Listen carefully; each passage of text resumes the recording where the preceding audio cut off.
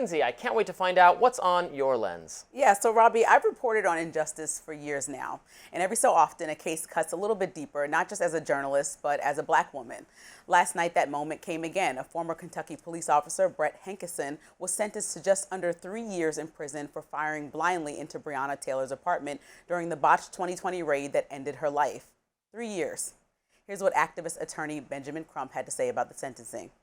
We thought that he should have gotten more time.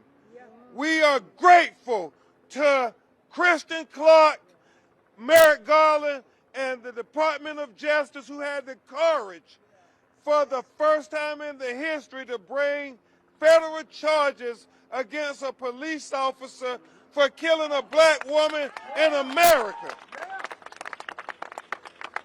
And so we are grateful that he is at least going to prison and have to think for those 3 years about Breonna Taylor and that her life mattered. The 33-month sentence came down after the judge outright rejected the Justice Department's recommendation that former officer Hankison should serve no prison time. Imagine that. The DOJ, the department that we, Black communities, and all Americans are told to trust for justice, suggested this officer's crime was worth 0 time behind bars. I sat with that because that's not just a legal decision, that's a message.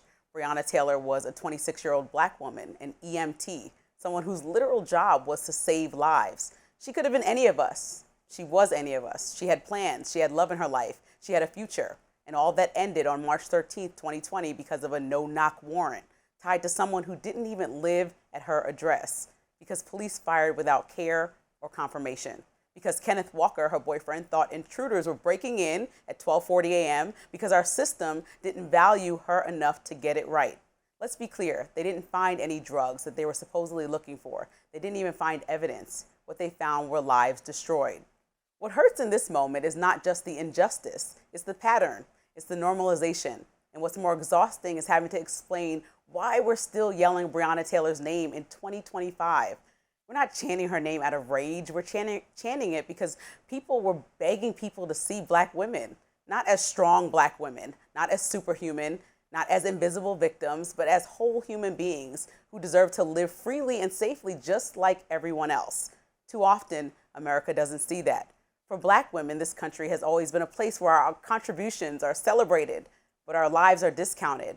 I've watched us hailed as the backbones and the trailblazers, while our disappearances go uncovered, our murders go unresolved, and our voices, even in the delivery room, go unheard.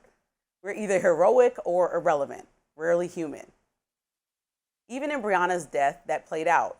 There wasn't outrage in every corner. There wasn't unanimous support. There was division.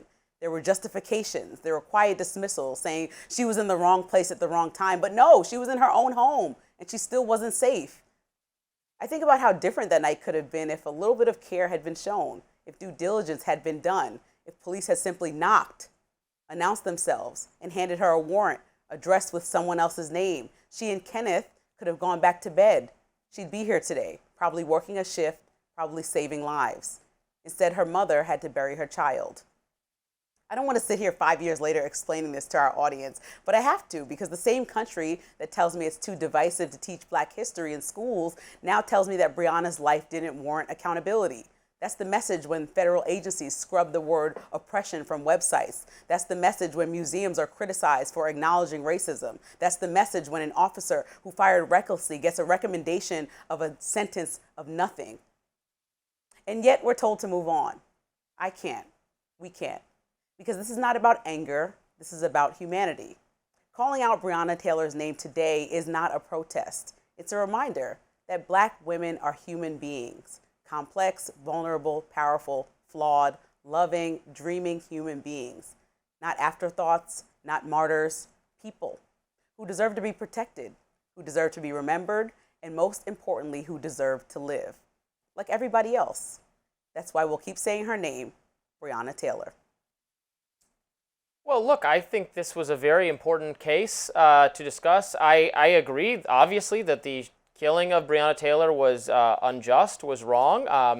I agree with Senator Rand Paul, who sponsored legislation to Republican Breonna's law, to change this policy, the policy of having the police do no-knock raids, bang down your door, shoot blindly. You put yourself in that situation. And I would say this for anyone, it doesn't, and where we might disagree is I don't even see it as a race issue at all. It's you're a homeowner, it's your dwelling. The police should not have the right. They should just. It's not even about having the right. It just makes no sense for them to bang down your door in the middle of the night. You'll think you're being attacked or robbed. You'll reach for the gun. She's not the only person this has happened to. It's happened to lots of people. It's happened to white people. Right. So it is a bad policy. The police should be precluded from doing it. I think the officer responsible, Yes, I think he should have been prosecuted. 3 years sounds right to me, but people can disagree. Well, I think the part that bothered me the most was the Justice Department. They even came down to Kentucky yesterday to argue. The Justice Department is the one that the government protects its own. Yeah, they came down and they're like, he shouldn't get any time.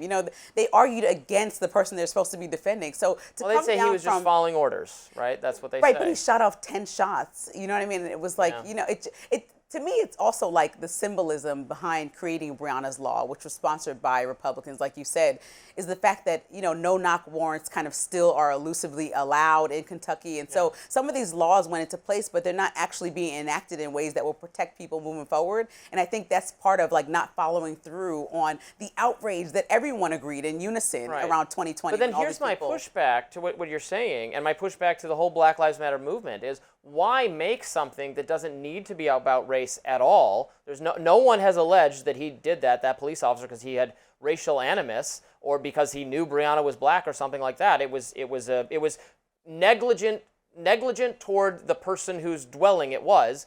This has happened to white people too. I guess why make it about race? If it was about race, it'd be about race. Fine, we'd talk about it. If it's not about race, why make it about race when race, as you note, is a more divisive concept and will cause people who would otherwise say, yeah, of course the police shouldn't do that, to say, well, wait a minute, because race is divisive. I think it's a bad tactic for the criminal justice reform movement to make things. Sometimes it is about race. I'm not denying that there's no examples of stop and frisk was racist in its impact. Certainly, I'm not ignoring that. But in this case, it didn't have to be about that. Well, it seems circumstantial to me. Well, I think when you consider the neighborhood, when you consider that the police officer understood that he was looking for a black man, which was her ex-boyfriend, who didn't live there at all. Obviously, she was with a different person in her home. When you consider all the circumstances, perhaps they would have handled it with more care. Even the other two officers that might potentially be charged federally also had some grievances filed against them, that they went through extreme measures to try to get into this particular home, looking for this particular drug dealer that had no connection to, or alleged drug dealer to, Breonna Taylor. And it's like, would you have used that extreme force in your own neighborhood? I would ask those police officers. I mean, maybe which they may be a predominantly white neighborhood or not. So that's the question. But I've seen video footage of white police officers abusing white people, of black police officers abusing white. It's not. The reason why it's important to keep saying Breonna's name and say it, not make it about race, but say it out loud, is because a lot of these stories go undercovered more than we see. And that's across the board. The ones that I mentioned, you can talk about missing girls. You can talk about Sandra Bland's story.